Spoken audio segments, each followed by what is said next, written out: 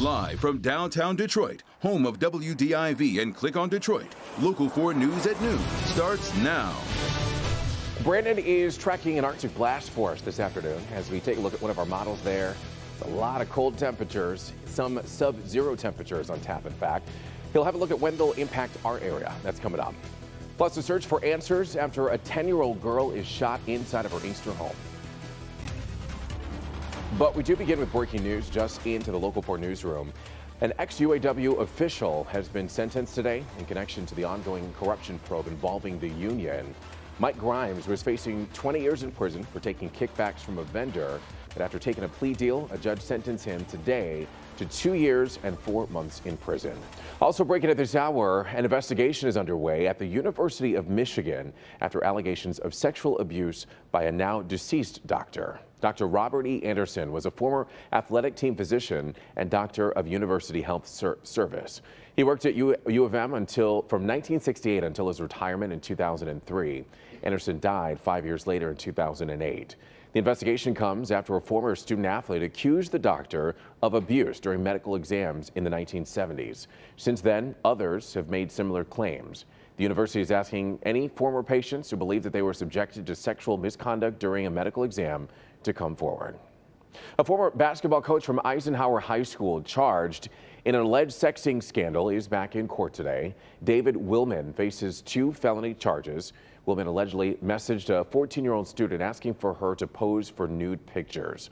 Prosecutors say that Willman told the girl that he was trying to build her confidence. Willman faces a preliminary hearing to determine if he'll stand trial. And now to a developing story out of Inkster this afternoon. Police are searching for answers after a 10-year-old girl is shot in the head.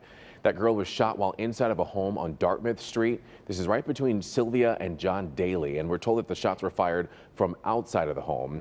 Local 4's Larry Sproul joins us now live in Inkster with an update. Larry, how is that girl doing? Well, I just spoke with the homeowner. She came by here to pick up some items. She tells me that little girl is okay, but she is still very upset. She was inside the home last night when that shooting happened. She tells me off camera she does not understand why anybody would do this whatsoever. But meanwhile, this shooting has neighbors shaken up. Wednesday morning, you can still see evidence of a chaotic scene here on Dartmouth in Inkster. Inkster police say Tuesday night someone shot up this home with a family inside. A 10-year-old girl was hit in the head. It sounded like the shots were so loud, it sounded like they was inside the house. Jay Robinson lives next door with his little girls. He tells me they were getting ready for bed when the shooting happened. And all of a sudden I heard about 5, 6 loud house rattling shots. We got down, looked up, police was everywhere. Local 4 there as police searched the neighborhood looking for the suspect. Police are not sure if the suspect walked or drove to the home. Meanwhile, Robinson says he's had enough. Yeah, eventually. Yeah, it's messed up around here. And that homeowner tells me that little girl is in the hospital in serious condition. Meanwhile, I spoke with another neighbor. She tells me she was outside in her driveway minutes before the shooting. I'm working on that part of the story, all new tonight at 5. We're live in Inkster this afternoon. Larry Sproul, Local 4. Well, we certainly hope that little girl makes a full recovery. Larry, thank you. Now to Detroit's west side, where a man is in the hospital after a stabbing. You're looking at video from the scene. It's on Granville, right between Curtis and Santa Clara. Investigators say that a 28-year-old man is in critical condition, and right now there's no word on a possible suspect. Now let's get you updated on the latest in the coronavirus crisis. An initial group of about 500 passengers are allowed to leave the Diamond Princess cruise ship, even as a major outbreak continues there on board. Only those who tested negative for the virus were allowed to leave. But speaking of infections, Iran has now reported its first 2 confirmed cases of the virus, which has now been detected in at least 27 countries. In the meantime, the total number of reported infections in China is at more than 74,000. The total number of deaths in the mainland is at 2,004. Let's turn our attention now to the forecast as we take a live look through our Windsor Skycam and outside. Meteorologist Brandon Rue standing by.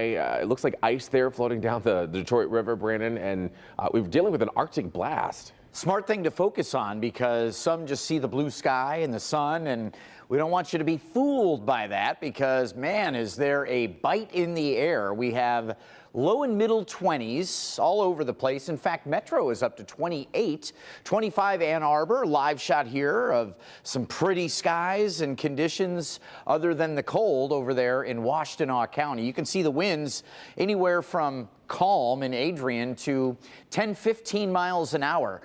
In other locations, west-northwest winds dragging that cool air in and keeping a few clouds coming and going.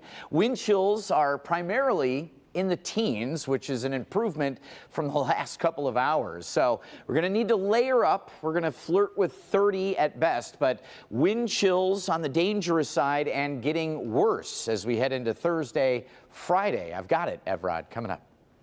All right, Brandon, thank you. Just into the Local 4 newsroom, Mayor Duggan is scheduled to deliver his annual State of the City address. That's scheduled for Tuesday, February 25th at 7 p.m. at auto parts manufacturer Flex and Gate in Detroit. Of course, you want to stick with us here at Local 4 for complete coverage of that address as it happens.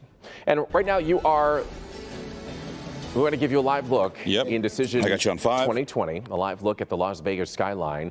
You just saw that. This is 3 days before the Nevada caucuses.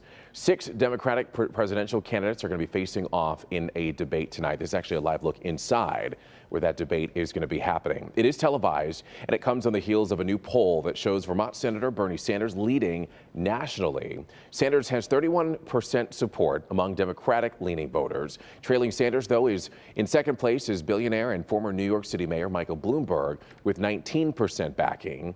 The results pushed Bloomberg over the Democratic National Committee's polling threshold, which then qualified him for tonight's debate.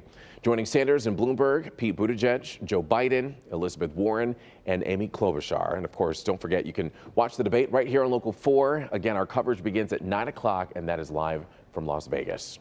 Still to come here on Local 4 News at noon, a bold declaration. We have a look at what had Attorney General William Barr threatening to resign. But first, pardon power. With the stroke of a pen, the president clears 11 convicted criminals, including former Illinois Governor Rod Blagojevich, who was set free from prison overnight.